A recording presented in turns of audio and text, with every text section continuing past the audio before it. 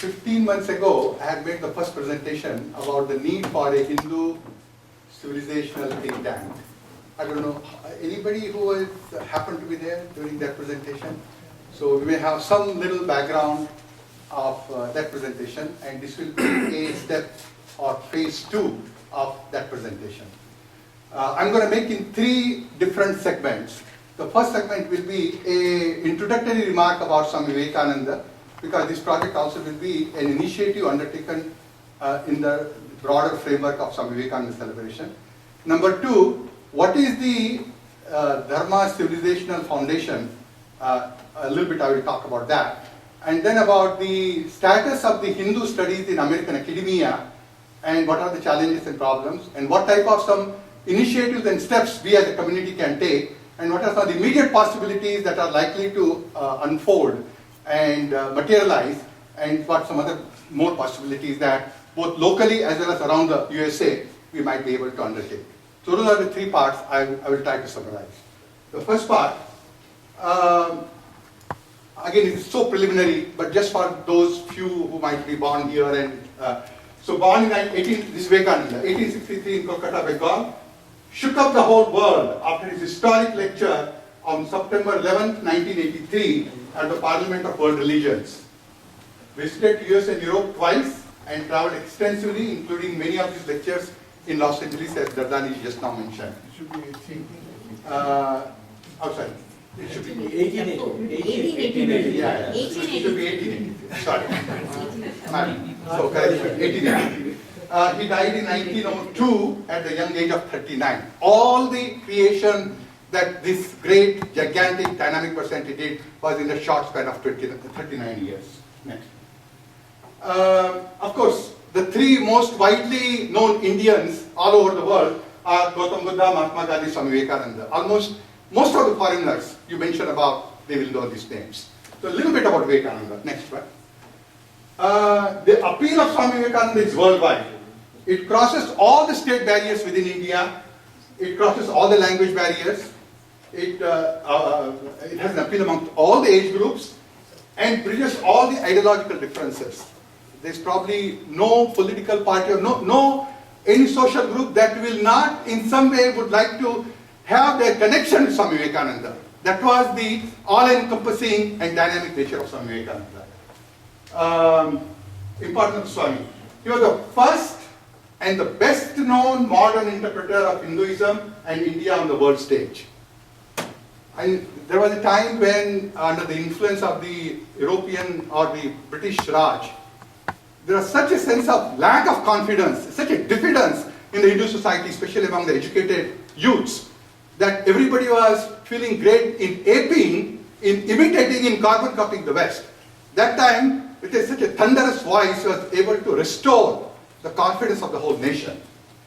Left a profound influence on the American intellectual landscape. I think we had a lecture in this room by Phillips Goldberg talking about the impact of the Hindu thought or the Vedic thought on the American intellectuals. Vivekananda holds a premier position in that tradition. Leading world thinkers like Leo Tolstoy, Roman Roland, who was a Nobel laureate in literature and wrote some 2 famous biographies on the life of Ramakrishna and Vivekananda, and many, many others have tremendous admiration for Swamiji's thoughts and contributions. Birth year celebrations in India. Swami Vivekananda's 150th birth year falls on January 12, 2013. That is the next January. In India, there are 2 streams of celebrations. One is by the government of India and Ramakrishna Mission together. The government is supposedly going to be spending 100 crores of rupees on a variety of programs. They will be starting a Swami Vivekananda rotating professorship chair at the University of Chicago. You might have already read in the newspapers also. The celebration by the NGOs will be spearheaded by Vivekananda Kendra at Kanyakumari. Several dozens of organizations are joining in that effort. The theme of the second group will be Awaken India and Enlighten the World. Awaken India and Enlighten the World. That is the theme on which literally the preparations are going on for the last 1 year, but a whole range of activities are going to be starting from January 2013 to January 2014. That 1 year celebration will be occurring all over the country. Next. under that, there will be, I don't want to go into too many details, but a lot of literature is going to, I'm getting a lot of information. Programs in India are especially focused upon youth, women, intellectuals, tribal population, national security related issues, as well as preparing about 100 new book titles on his life and thought for different age groups, for elementary school kids and for college students and all types of things on different themes and issues and management and administration and polity and you name it. Vivekananda's thoughts on all these issues. That is one of the literature generating program also is under that. The whole program will be launched at Kanyakumari with a gathering of 20,000 college students in December 2012 to launch this great nationwide celebration. So anybody who is planning to be in India around December, they might consider coinciding with that. That will be a sight to be seen. I mean, 20,000 youths coming together and then they're going back to their states and spreading the message and year-long continuing the whole tempo and carrying the message to home. So it's a very large-scale nationwide plan. A lot of state committees, a lot of national committees, all the prominent people from every walk of national life will be involved in this celebration. Next. Celebration in USA, organizing study groups in different cities, speakers on university campuses, children essays and debating competition, quiz, life and teaching of Vivekananda. And in order to involve the large number of Americans, the mainstream Americans, who have empathy for Indian thought or yoga or meditation, all such people also in the form of what is called a Dharma and Yoga Festival. That will be at least organized in 4 or 5 big cities. And the National International Conference of Swami Vivekananda, I'm very happy to, maybe later on also I'll comment. USD has agreed to host an international conference on Swami Vivekananda before the end of 2013. So maybe I'll come back to that later on with greater details. Swami Vivekananda visiting professorship at USC also, that is a local project that is currently being pursued. Next one.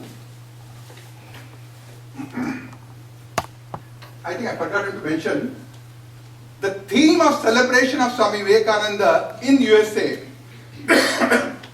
with very lot of discussion, a group of people have, that world peace through Dharma and Yoga.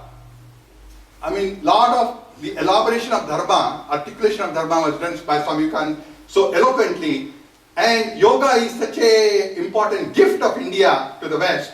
So combining these two dimensions, world peace through Dharma and Yoga, that is going to be one of the themes of that one year-long celebration. Noteworthy quote, just the 2 quotes I will do. People might have read a lot about him. Each soul is potentially divine.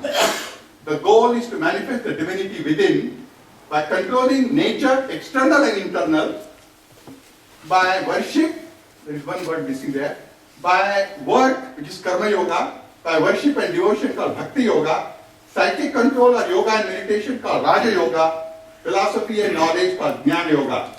By one or more or all of these and be free. This is the whole of religion. I mean, this is one way of approaching, looking at or defining Dharma. The doctrine, the dogmas, the rituals, the books, the temples, the forms, they are all but secondary details. I think if you really want to bring about a certain pluralistic, integrative vision for a more harmonious relationship among religions, it is very important to have this type of a outlook about how do you look at the religion.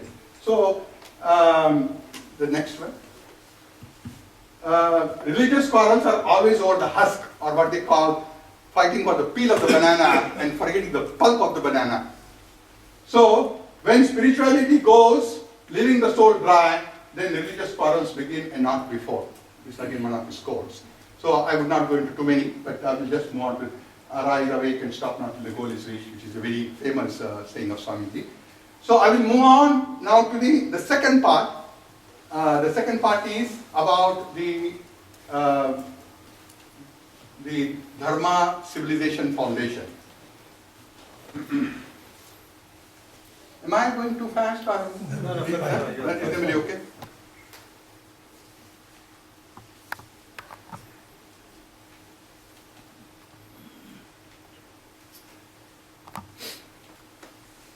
All right.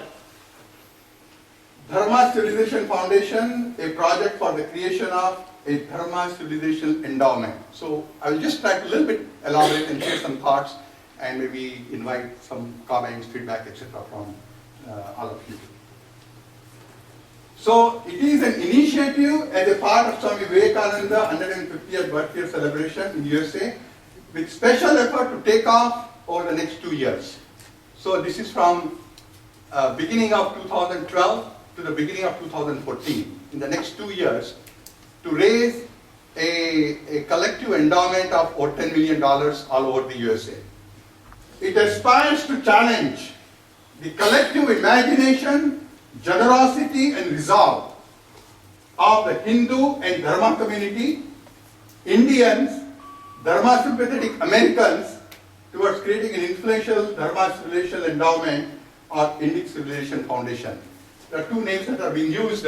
For the internal consumption, we'll be using Dharma Civilization Foundation. For dealing with universities, etc., we will be using, essentially the core of the Indic civilization is Dharma. Although in the post-independent India, there has been so much of self-forgetfulness and confusion about these terms, but the essential soul or the core of the Indic tradition or Indic civilization is Dharma. So, so these are the anticipated contributors of the different segments of the society. Hindu society, Dharma community means the Jain, Buddha, the Sikh, etc., etc. Indians, even some patriotic, national-minded Christians, etc. And Dharma sympathetic Americans. The few of those Americans who also hold a great sense of empathy and resonate with Indic civilization, such people also would like to involve. So, what is the importance of Dharma civilization? Dharma civilization has a unique worldview, a unique paradigm that could make some worthy contribution to address complex global challenges. I'll just take one small example. For example, the Western view is that there is somewhere God sitting in the sky, like a Christian view, for example. Whereas the Indian view is the entire creation is embedded or is one with the divinity. Divinity is all over the creation. And therefore, the world not to be seen just as something for my use, what is called a homocentric view. Homocentric means the Bible says that the whole world is created for the benefit of the man.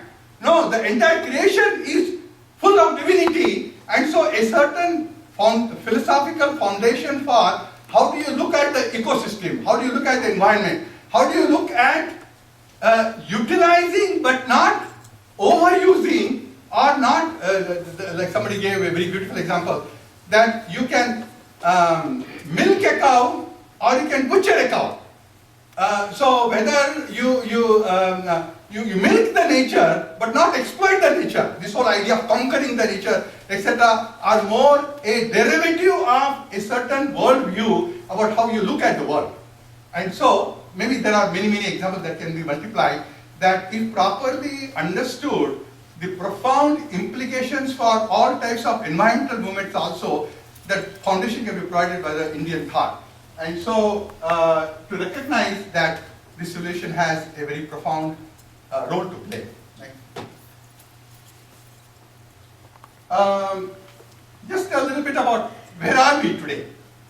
India and Indian diaspora emerging as a major global player and civilizational power.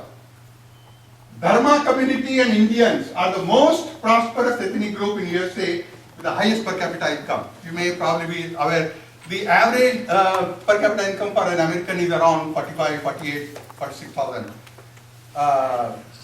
For Jewish is about 65,000. For Indian, it is about 85,000. The single most affluent per capita income by ethnic group is Indians. They have also admiringly succeeded in occupying key positions as entrepreneurs, CEOs, academic and professional leaders. Recently there have been a lot more articles coming out, and some of you are very familiar, I don't want to belabor the point.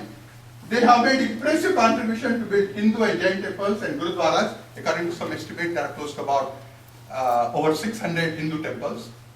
and supposedly about 6 billion is the total investment made by the Hindu community in various temples. Next. So what is missing? So that is what we are, but is there some missing element? So there is a relative lack of a coordinated and organized effort to make far-sighted strategic investment in building that type of institution which will have long-term implication. A few examples I have tried to give, like think tanks, like demographic surveys to find out how the temple attendance of the second generation can be enhanced, or what will happen in 30-40 years to the temples.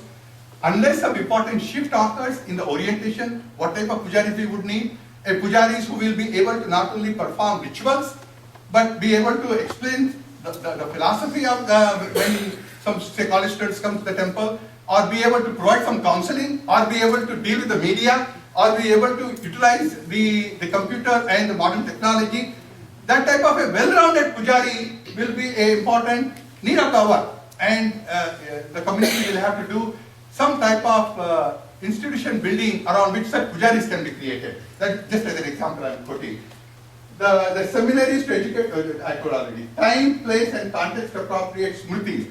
In Indian tradition, we never thought that once you write something, that should be good forever. So what we said, that the whole scripture of Hindus can be divided into two categories.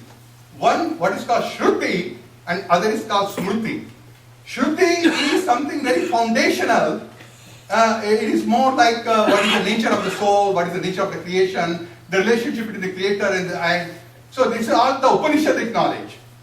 Whereas time to time, according to the changing times and the context of the place and the situation, a new interpretation of that this fundamental knowledge has to occur, and that is called Smriti. Shruti and Smriti. This type of a very pragmatic, a very realistic availability is not there in many other religions. I mean, they have to always have very fundamentalist interpretation. Whatever, say, Muhammad said in 7th century, that has to be now hold true. Otherwise, you are what is the word they use? Kafir. Yeah.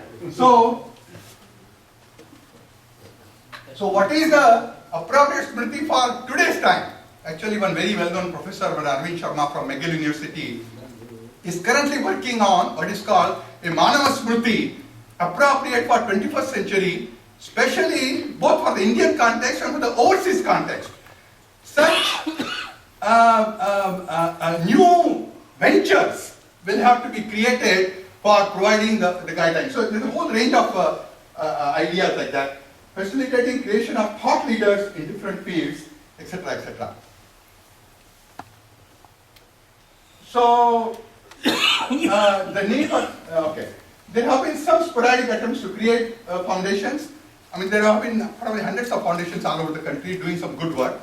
Maybe in terms of the civilizational needs, just a few. Infinity Foundation by Rajiv Malhotra has funded many research projects and brought out several books. His recent book on being different and breaking India, and a whole bunch of some very foundational research he has been doing. Nalanda International, our Naveen Doshiji is doing some good work. Viverak Foundation is a very interesting example.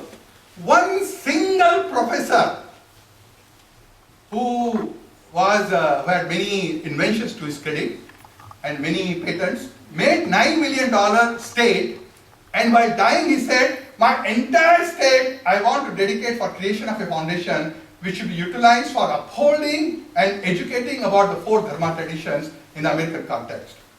Now this type of, like I think that in Los Angeles, for example, there is a Christian family by name Lincoln. So they just recently decided to give $50 million to Claremont University to create a new university called Claremont Lincoln University for the study of religions of the world.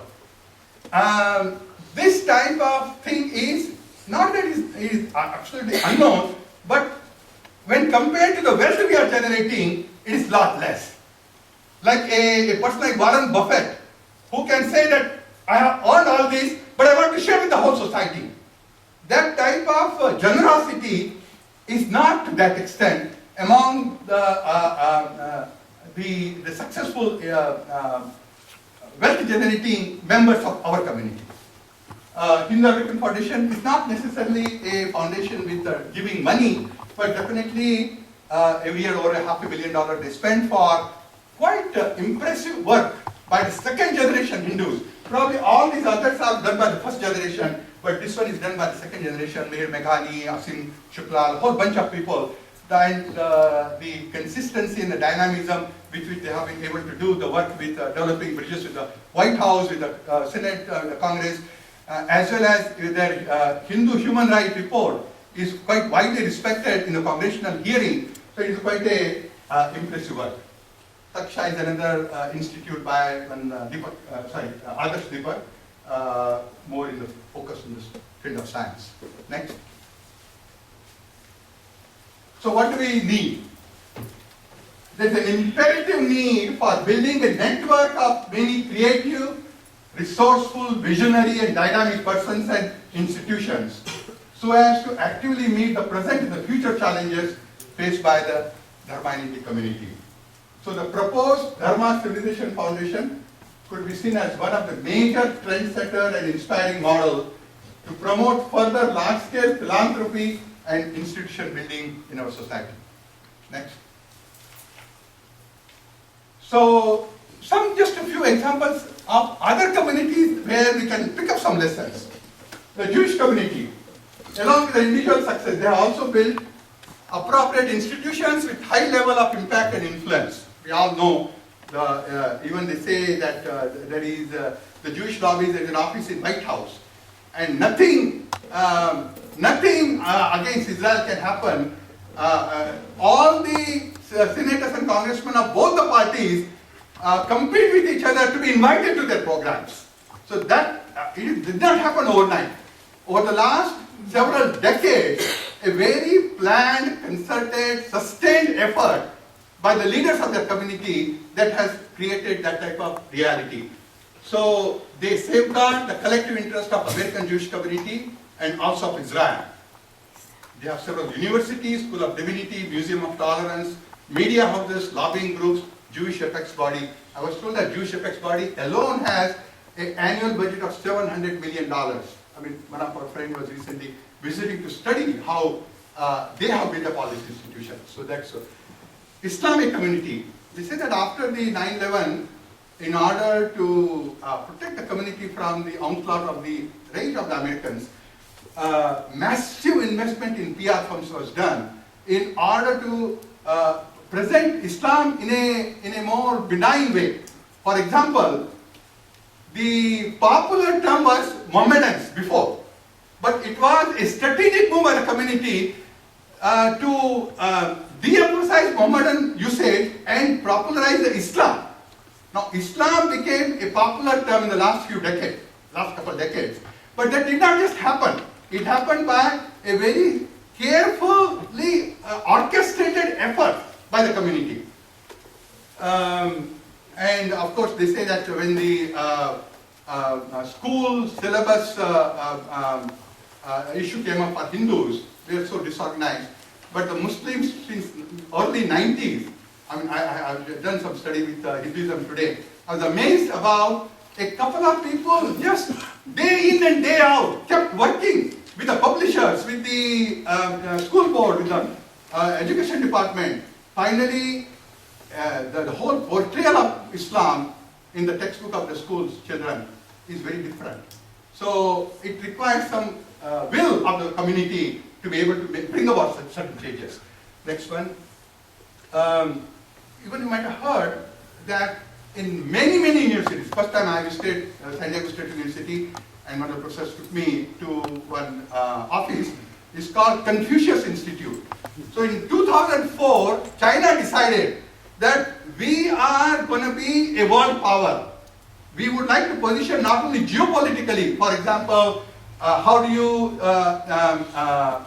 position yourself for getting the water resources, like Brahmaputra diversion and all that, or how do you position for all the mineral and the petroleum resources in Africa and all over different countries, and how do you position yourself civilizationally? So they decided a massive investment all over the world to popularize China symbolic of Confucius ideology.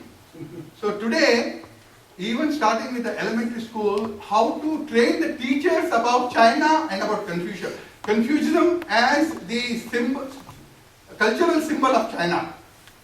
I think the ironic and sad part is we have much more, such a benign and such a profound philosophy, but the government also disowns it, and community also is disorganized, and therefore, so this one is not to depend upon the government, but what can be done up to such a critical threshold by the community that even whoever will be in power, they will also have to start paying attention to.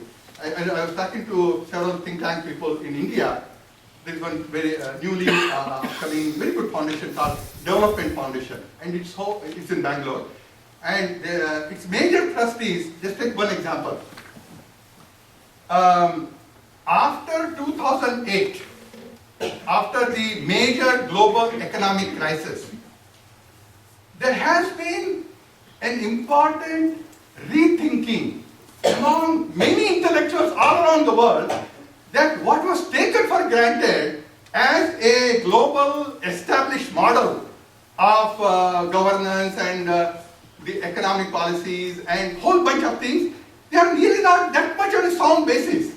Maybe this amount of greed, this amount of exploiting the nature and whole range of things are not sustainable. Before 2008, there was not a great receptivity to even questioning. People thought that, well, this is it. This is it.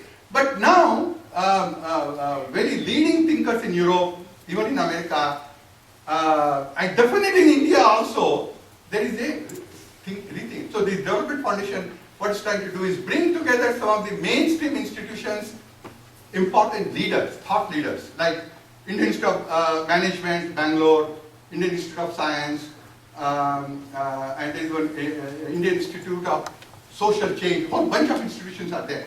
All such directors and professors and researchers brought together, and whether Indian thought has anything to contribute in this matter. So there is a need for such independent, courageous, and fresh thinking that is needed in every field. So that is Confucius Institute. And of course, in Abrahamic religions, a good number of members of Abrahamic religions like Christianity and Islam, you are on 10% of their family income to respect religious institution. Maybe in our, it is also like Swaminarayan probably to some degree may get close to. But it is a institutional exception. But by and large, this idea that apart from, maybe I may go to Tirupati and put in a hundi, again, for a personal salvation, or maybe a personal punya. But what my community needs, that particular type of a collective community awareness is still relatively much of a lesser degree. Next. So some guiding principles philosophically to invoke the spirit of giving and sharing. Mahatma Gandhi has this wonderful concept of trusteeship about God is the owner of the whole thing and we are the trustees. And so not to have too much clinging or not too much grabbing type of attitude, a certain amount of a generosity of the heart. That is what Bhagavad Gita also comments a lot about the yajna spirit of it. So Vivekananda apparently, I was impressed by, somehow the person forgotten to mention the value. He says somewhere in his writing, the rule for a householder about the expenditure of his income is 1/4 income for self, 1/4 for his family, 1/4 to be saved, and 1/4 for the charity. He doesn't elaborate further, but somewhere he's giving a call to the countrymen that think about sharing part of your earning for the well-being of the collective society also. Next, paying back Samaj Rina. There is a Rishi Runa, Samaj Runa, Deva Runa, Pitra Runa, etc. So Samaj Runa also is a part of our obligation to this community. And leaving a legacy of appropriate institutions. Next.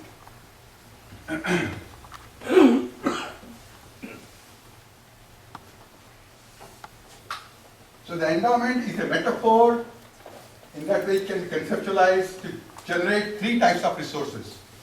Lakshmi, Saraswati and Durga.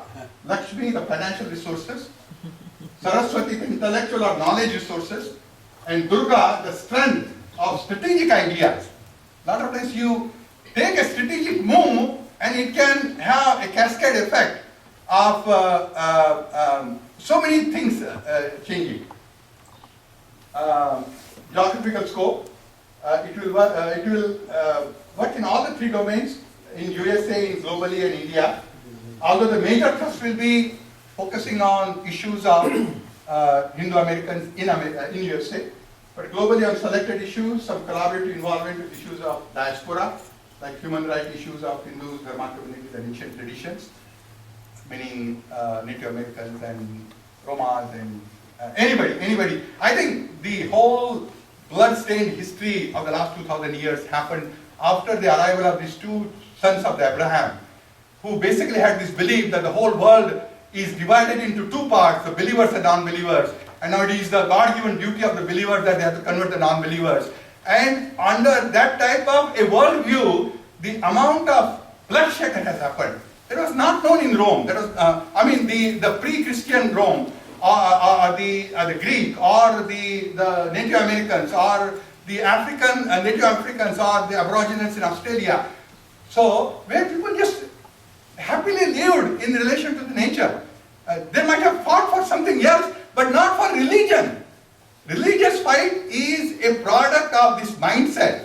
So, an average Muslim is not bad, average Christian is not bad. It is the mindset or the philosophy or the what is called the theology that has to. So, Islam and Christianity has to be intellectually delegitimized.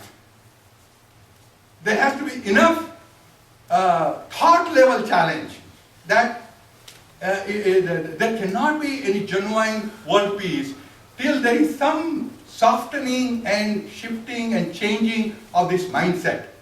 Until I believe that I have to convert the world, then how can there be peace? Of course, in India, particularly in India, like there's a project of digitizing all the primary source material and collaborating with Indian think tanks to develop alternative models of socio-economic development based upon Indic civilizational paradigm. Next one. We are going a little bit. Operational consideration. The endowment will have three major components. First one is in the field of education and academia, creating visiting professorship, endowed chairs, centers for Hindu, Dharma and India studies, online master's level courses in Dharma and civilization studies, courses in Vedic chaplaincy and School of Divinity, Journal of Dharma Studies, Dharma textbooks, Dharma publishing houses, Dharma book series by some of the outstanding writers in the field, which will be able to change the whole terms of the discourse. Will create a new way of looking at the global issues. I was quite impressed by several such scholars in India also. So how do we bring about an international standard and that type of publishing houses, how to generate? Establishing think tanks and funding projects. Now all these things the foundation will not do. Foundation will be basically to identify right type of people, right type of ideas, idea bank, and how to connect the two. No good idea in our community should stop from blossoming for lack of resources. So like I think I was talking to a young group of Hindu American Foundation, and they have this project called something like social venture capital. So how do you provide funds for young members with some bright and some creative and innovative ideas? Maybe some small seed money, not necessarily perpetually to. So something very well thought out, somebody very passionate about it, somebody has certain commitment and certain within defined time to show the result. So like that, so that project again, the foundation will go going through such a already existing group. This is a group called North and South Foundation in Chicago. Spelling bee and a whole bunch of things, about 15,000 school students, they all over the country, they conduct. So they, one gentleman from Andhra, continuously, dedicatedly, he's working on that project. So, interlinking with all such different players, and you generate $100 million a nationwide endowment where some of the leading members, I mean, some of the spiritual leaders, top academicians, top business leaders, but people who do not have any axe to grind, people who can think about the broader well-being of the community, I think you carry some weight. You are taken seriously. But not to get necessarily into maintaining things or into supporting political elections, etc. Maybe how do you encourage and help succeed younger generation people with genuine aspiration to leave a mark in the political field? So provide certain research ideas there, but not necessarily funding a particular candidate for election. So there are many indirect ways whereby I also can create a facilitative, supportive environment for such things to happen. Next. Active collaboration with other like-minded institutions to achieve optimum impact and minimize duplication. There are two types of mobilization envisioned. One, an endowment of 10 million to be raised in a time-bound 2-year period, culminating by January 2014, and a 25 to 100 million endowment over the next 3 to 10 years that will gradually come as a side part of the state after state settlement. It is not necessarily, I mean, there is one small, like many professionals are talking to young professionals, 30, 35, you just sort of starting to taste the success. And they said that, well, we would like to make a commitment that in a symbolic way, $1,000 each year for the next 10 years we want to give. That may be one type of thing. But important thing is a portion, maybe I'll come down to the next slide. Some of the successful members of Dharma community, I mean, I was talking to several people in Chicago, in Detroit. Now I'm going to a 10-day trip on the Northeast from Boston to Washington, D.C. So one very successful radiation oncologist in Chicago, Sony, he said that he is a huge empire of practice. I mean, several hospitals. So he said that I have 2 children, daughter and son, but they are so well off on their own. Only thing I give is education. So they have told him several times that Dad, we don't need any money. Whatever is dear to your heart, you give. And he has given a fair amount of money to Arya Samaj and whole bunch of organizations. He said that after I die, I want the entire state to go to some such a collective institution where we can build it up. Similarly, I was talking to one very well-known surgeon in Detroit area by name Dr. Yashpal Lakra. Some of you may know his name from Ekar Vidyalaya Foundation also. He's on the advisory committee. And he said that I have only one son. He makes 3 times more than what I ever made at the peak of my practice. No, he's not a doctor, he's in some other field. And he said that me and my wife and my son, 3 of us have talked, that our entire state will go to some such cause. So already he has written for a Hindu cause, now he is thinking that maybe if we can pull all together, whether there will be a certain collective power that will bring a certain different type of credibility, a different type of impact that we can hope to generate. I was talking to again HAF and these young people. Mir Megani is a doctor in emergency room. 20 to 30% of their annual income they give to HAF. I was shocked. I with my Al Sangha background, I used to, as a kid, that whenever I start earning, I'll give 1 month of my income to community cause. And that last 10, 15 years of my practice I maintained. But it's only 8 or 9% probably. But here, to give 20, 30% is pretty impressive, pretty amazing. So I felt very touched by that dedication. The next.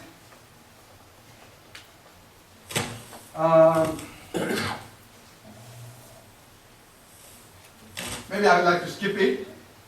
There is an idea of creating a advisory board of about 100 members, 10 from every important walk of national life.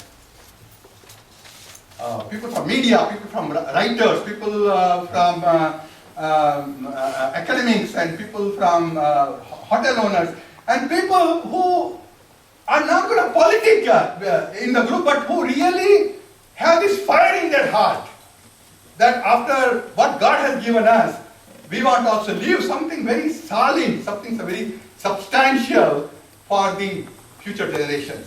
With that type of dream, I mean, we are doing under inspiration and name of Vivekananda. So we would like to create a type of internal environment and atmosphere where it is not for anybody's ego, it is not for satisfying some very cheap, but something a grand, something having a grand dream, that type of thing. Next one. Again, we'll move on in the interest of the time. A high quality of professionalism and volunteerism. There will be, although we will hope that not more than 10% should go for overhead expenses, but we need to have some very young generation of leadership. Our generation should from behind support for this endeavor and this initiative to succeed, but not necessarily crave for a leadership position, but pick up younger generation people to lead the whole movement. And so a lot of volunteerism and a lot of professionalism, both would like to combine. Last one. Dharma community is graduating now to a major league status. They are no more beginners. We need to recognize that.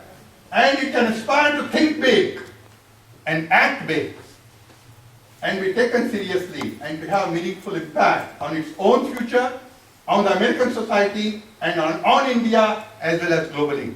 Maybe Vivekananda came, nobody was that much hearing him, although, I mean, currently I am reading a 3-volume biography by Dhar, Dr. Dhar, history professor on the 1800 page.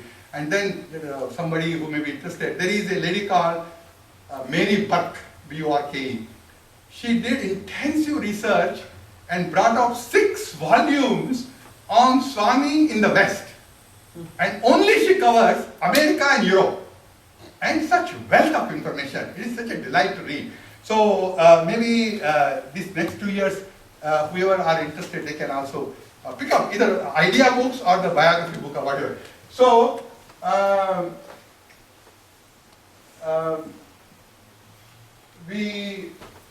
don't know how I went into that. I'm sorry.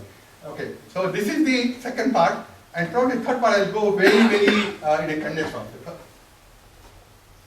The third part is about just one example of academic area and what is currently a few things that are happening or emerging. Dharma studies in North America.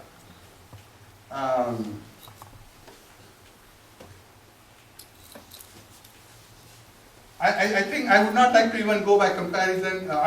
It's not that these are all our own siblings, our own Dharma family. But I think somehow the Hindu studies is much more lagged behind, just to make that point out. Buddhism has achieved a position of academic prestige in major US mainstream universities. Again, a lot of details I have, like how Dalai Lama may be one important factor, but places like Emory and Stanford and huge Buddhist studies, including UC Santa Barbara. Independent universities like Soka University of America in Orange County or University of the West around Freeway 210, etc. Sikhism, you may be surprised that there are at least 5 well-established chairs of Sikh studies. One of the best-known centers in the University of Michigan, and one very excellent scholar by name Arvind Pal Mandya. Interesting guy, did a PhD in chemistry, but somehow didn't feel a sense of satisfaction. He did a second PhD in Sikh studies. He's from Britain, came over here, and he passionately believes that Sikhism is another important dimension of the Dharma tradition.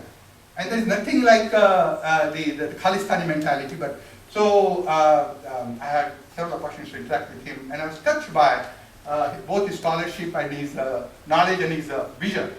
There is one more chair in Hofstra University, the private university in New York.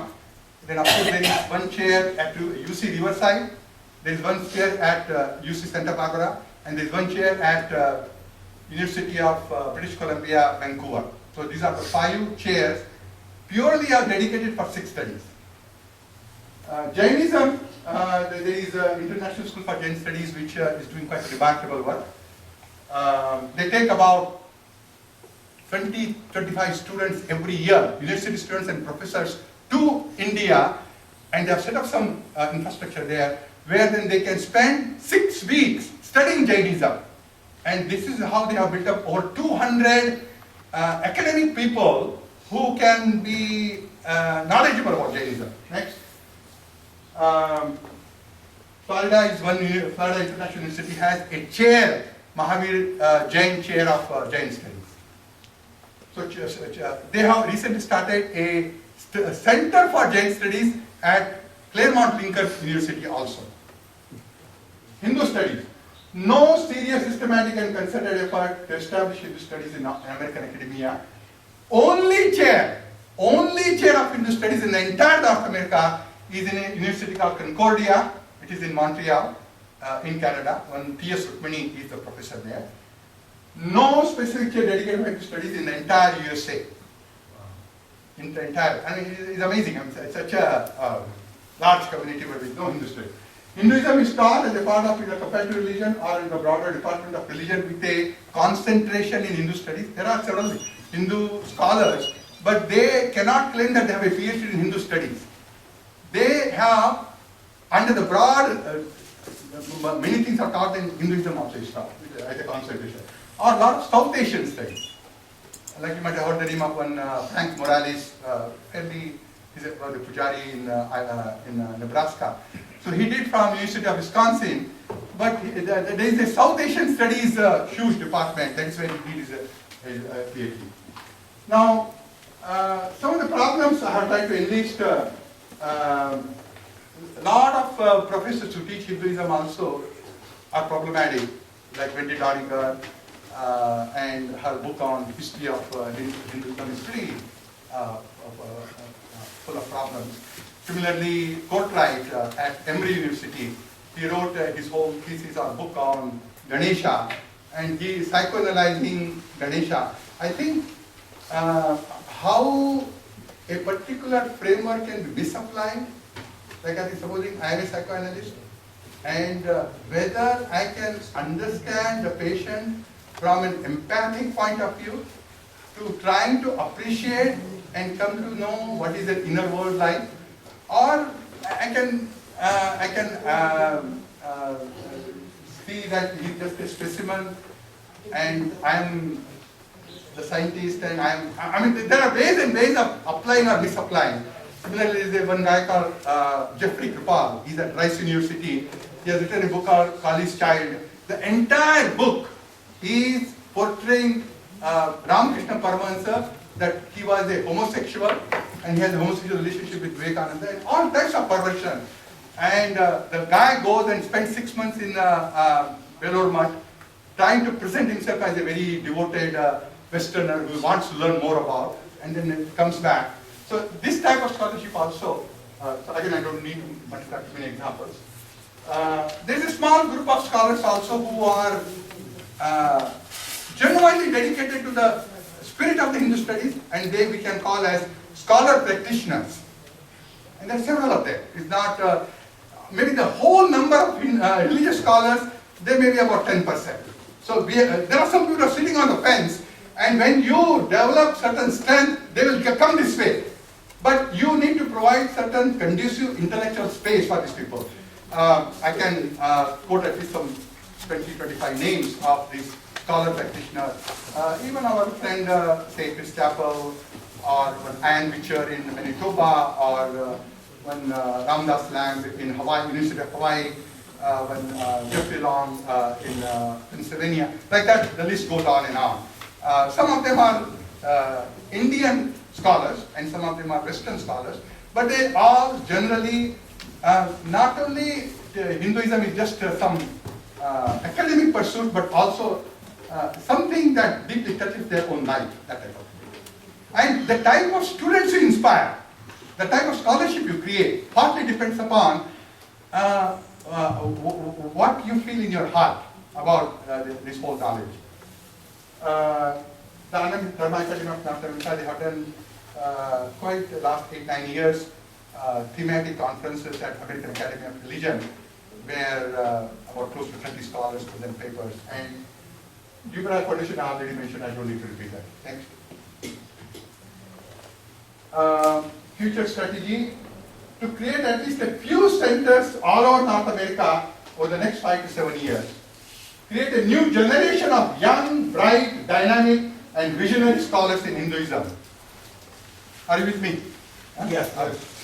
Establish a chair or a center at a university close to one of the areas of major concentration of Hindu or Indian diaspora, like Southern California, or Bay Area, or New York, New Jersey, or Boston, or Washington DC, Maryland, Virginia, and all that area, Philadelphia, etc., or Houston, or Houston, Dallas, Austin, and all that.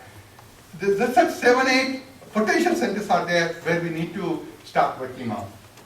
Identify reputable scholar practitioner who has an outstanding scholarship, vision, dynamism, leadership, and skills to build a department or a center. Next.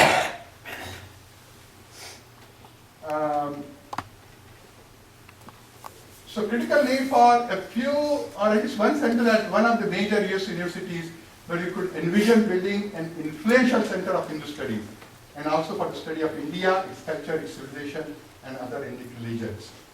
To form it, okay, I'll just skip, you can just quickly run through in the interest of the time. Next one.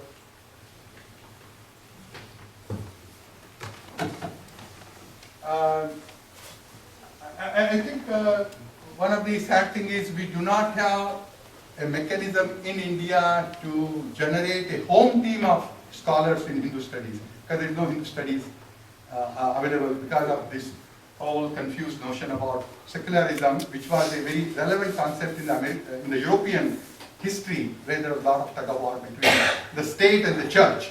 And to free up the strangulating grip of the church, the state decided to create the concept of secularism.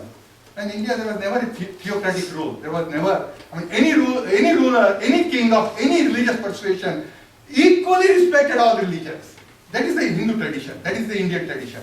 But like an intellectual bankruptcy, our intelligentsia borrowed those terms, and under the impact of that, abolished all the religious studies. And actually there should be study of Islam, study of Christianity, study of Hinduism, so that all these madrasas and all this, there should be the intellectual debate about different frameworks. So that, so what happens is, we are a handicap, that we don't get many scholars. They may come from related fields like Sanskrit or philosophy, etc., etc., but no such home team that we are able to generate in India. So maybe, like, the reason earlier I was talking, Vivekananda came from India, he spoke at the Parliament of Religion, and the stir it created, not only in America, but also a tidal wave came all over India. When he went back, landed in Colombo, and had this triumphant journey from Colombo to Almora. So it's one of the finest collection of his lectures. And if somebody wants to just read that one book, Colombo to Almora, is definitely worth remembering and worth reading that book. So similarly, maybe a change in the dynamics initiated in American context could have, many times the academic scholars in India, pretty much what is happening in the West. So in a very vibrant way, Hinduism is being studied and dozens of scholars are coming out. Like, we would like to at least aspire to generate about 50 PhDs in the next 10 years. We would like to support 5, 6, 7 PhDs. We have started with one Varun Khanna from Chicago.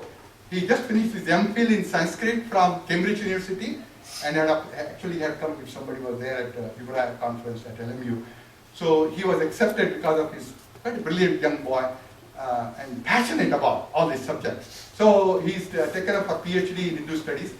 He needed some $33,000, so Libra is funding 15. So we are trying to put together enough funding for him, but not one, but such half a dozen scholars each year we would like to generate in the future.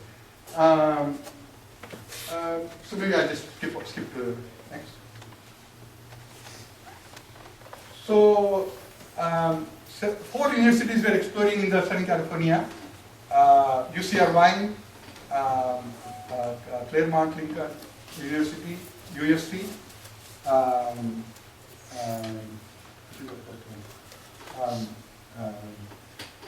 there's one online university called the University of Philosophical Research in West LA.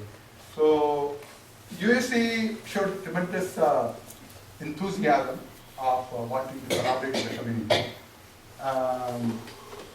Apparently they are raising some $6 billion additional endowment.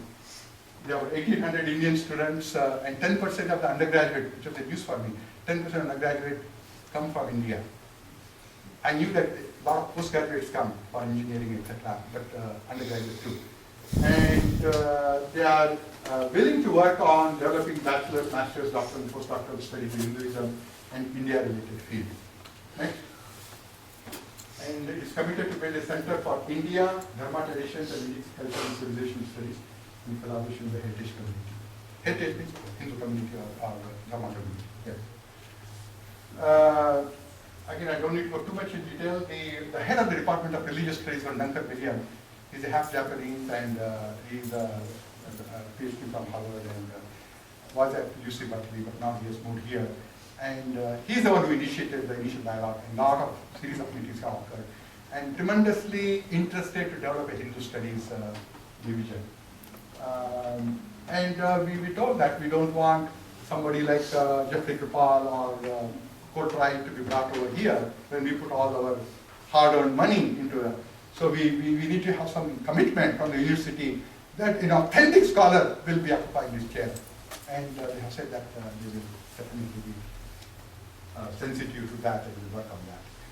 Of course, just by word is not, so I say that we need to, I don't want a word just from the chair of the department or from the dean, but we need to talk to the provost or the president. These are the highest level administrators, and then we can have certain.